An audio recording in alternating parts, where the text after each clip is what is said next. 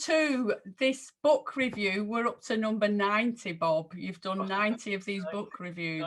Book reviews, and 4 or 5 with you, Jackie. I know. I'm thoroughly enjoying it. It's all coming back to me. I'm getting the energy from you, Bob. So this one is The Examined Life: How We Lose and Find Ourselves.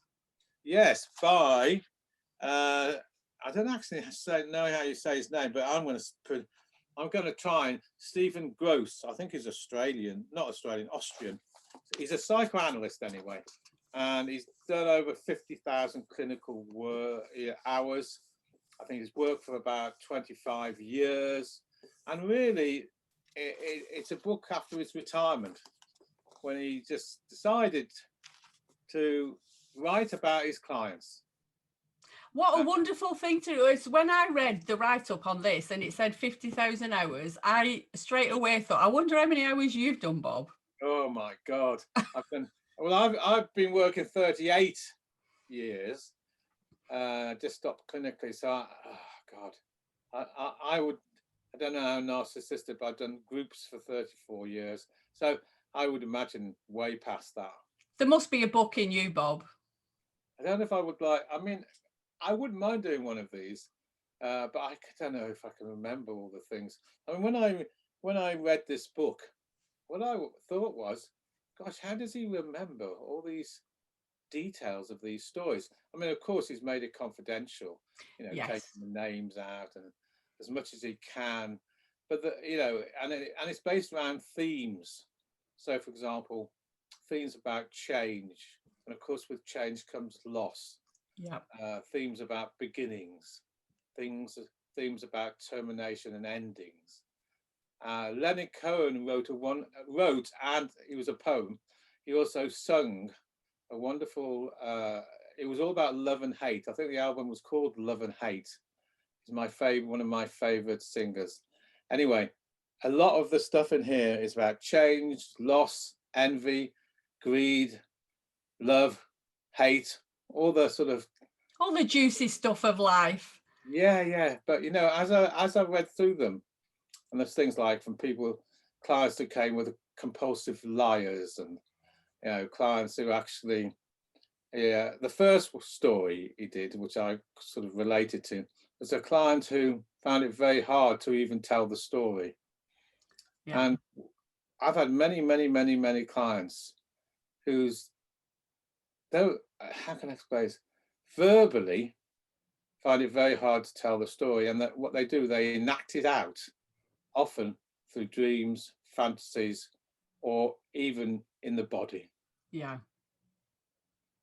So it's hard to understand that until you've witnessed it. Yeah, yes, it is. And remember, Stephen Grosz, myself, both experienced clinicians, had a whole training into how to look for non-verbal clues, how to think in terms of fantasies and dreams, and how things get played out in the bodies through things like headaches, anxiety, cramps, curling of toes. We could go on and on. So we're trained to look for those things, and at the same time, you're correct. It's not that easy to explain, but the basic job of it, I think, of myself and this writer, is to actually decode, help the client, and provide a sort of decoding function. So to help the client express their story often needs the therapist to provide a decoding function. Is that something to do with early trauma before the power of speech, when people can't actually verbalize it, that it's kind of somatic and held in the body? Is that to do with that, or just that the head's a mess? I think you're right. If you talk about early trauma before verbal speech, then what happens, of course, is it gets held in the body, and then the body tells its own story, and the trained therapist helps the client be aware of how the two go together, the story and the body. But the traumas that people have throughout their childhood and beyond, people still struggle to talk about the stories because they often get so overwhelmed with feelings or whatever it is. So they've cut it off. They've cut that trauma off and put it into a certain compartment. And through denial, through dissociation, it's quite hard often to get to the story. Yeah. The clients have put it away into a cellar in their brain and heart. And often they're the only people who have the key to this cellar. And sometimes they can't find the key themselves. So the therapist's job is to help them be aware that there is a key, and then help them be aware of where that key might be, and then help them be aware to open the key to what is being stored so securely away. What a wonderful metaphor. Yeah, it's often, yeah, it's a nice metaphor, and I see it that way. Yeah.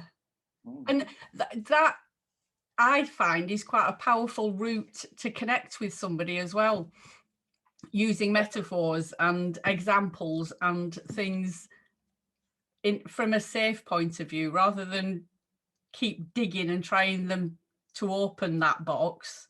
If we can use metaphors and go in through the back door, sometimes the defenses are a little bit lower. Well, it's one removed to start off with. One removed, and secondly, especially with metaphors, you're dealing with a level of creativity and part of the brain which is symbolic, and I think is often easier to connect with. Yeah. But you are right. You're right in that sense, and you're also right that because it's one removed, I think, metaphors, then it's often less overwhelming. Yeah. Than going in the front door of the house. If you can so what Stephen Grosz is doing is taken 50,000 hours of therapy and put them into different sections and discusses the client's story within each one of those sections. Yes, and if we take that every client is unique, even though they may have similar threads, but they are unique, so their narratives are unique, and often their stories, as I said, they might be similar in terms of themes. They're valuable and unique within themselves, the clients. And as I said, Grosz is decoding a lot of the stories. But another thing that struck me is a lot of the stories as they picked, when you read them, you think, oh, that's quite bizarre. So, for example, one of them is about a client who's a pathological liar. And an example of this is that when he has to pay at the end, he comes out with these amazing stories of why he hasn't got the money, like he's done this and he's done that and he's done this. And at the end of the sort of 7th session or something, Stephen says, look, we can't go on much longer like this. If you can't pay in the next sort of 10 sessions, whatever it is, we'll have to end. And it goes to the last session of that boundary, and then the guy produces a crumpled check and throws it at him, and it's that sort of, and I think, I identify it with this because of my clinical background, but at one level it sounds quite bizarre, and it's the same with lots of these stories he comes out with, these client tales, which are true, by the way. But one thing to really remember is that however bizarre it seems, from the context of what we're talking about back in history, it makes sense completely. Yeah. Completely. And it's usually the child's attempt to resolve things a second time round. So however bizarre it seems, the content, in the actual context of the early trauma, it makes complete sense. Yeah. I love that, because if we take that as how it is, and it's the child's attempt to resolve something, a lot of bizarre behavior would explain that. I always relate our child ego state to kind of when I was a nursery nurse and I saw kids in the play area. If the baby was crying, they'd pick it up and smack its head against the wall so it'd shut up. It's quite bizarre, but to a child, it makes sense. Yeah, so if you trace it back, and these stories have the similar theme, they seem quite bizarre, but as you turn over the pages and you come to the source of the trauma, if you like, if you want to put it that way, it makes complete sense in that context. Yeah. So that's an interesting sort of theme of all these stories. Yeah. They all make sense if you go back to the survival process in the context of the early childhood. It sounds like a really interesting book. Kind of Yeah. like a novel, but it's not a novel. It's based on true therapy sessions. Yeah, it talks about termination, how people end, and talks about people's quite unique attempts to survive, and the therapist's attempts to decode the story they come with. So I liked it, and I particularly think they're very accessible stories. The stories he's picked are very, like, they're not quite cosmopolitan stories, but they're very engaging, and they're around, some of them around life and death. And you know, there's one story about somebody who how can I explain this to you? Okay, I don't want to do, if you buy the book, I don't want to take away the stories, but there's one of the clients who comes along, and he's talking about death and mortality, etc., etc. And then Stephen gets a voicemail on the phone saying that he's killed himself. Oh, wow. The truth is, in reality, he hadn't. And so anyway, Stephen thought he'd killed himself, thought the client had killed himself, and phoned up people and this, that, then found out he hadn't killed himself. And about a year later, the client got back in contact with him, and the story, and Stephen takes him on again, and then you find out the story of what that was all about, which was an attempt really to connect with his mother, so and keep his mother alive.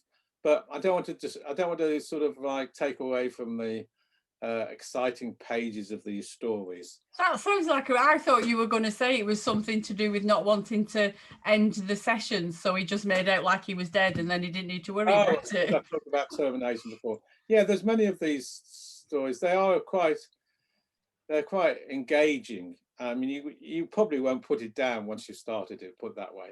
Yeah, that's brilliant. So, do we know what we're doing next? Have you chosen the next one? Next book. Well, I got so engrossed in this book, Stephen Grosz's book. I thought, the next one I'll just continue, which is another book I've called Life in the Consulting Room. But then I decided not to, because it's a bit similar to what I'm saying here, but a bit more academic. I mean, this book by Stephen is not academic at all. It's much. That's probably why it feels like I might enjoy that one. It's a bit more cosmopolitan. Even though there's no pictures in it, I might enjoy that one. Pretty easy reading. I thought I'd go back to next week a TA book, which might appeal to you. It's one that I haven't done. Amazingly, I have no idea why I've not done it. It's quite a while ago. It might be 10, 15 years ago. And it's for TA for trainers and coaches. Oh. And that might appeal to you, because I know you do a lot of coaching. Yeah. And it's by a very well-known TA trainer, colleague and friend of mine, Julie Hay. And she's written a lot on using TA coaching and training. And I realised I haven't reviewed that book, so that'll probably be the next one. That sounds like a good one. Yeah, you'll like that. I look forward to that. So that will be book review number 91. Congratulations on doing 90 episodes, Bob. Oh, thank you. We'll be heading to 100. We'll have to have some cake then. We will. We'll have to celebrate. 100 candles if I can blow them all out. Yeah, that's too much for anybody. So I shall see you on the next one. Yeah, look forward to it. Bye-bye. Take care.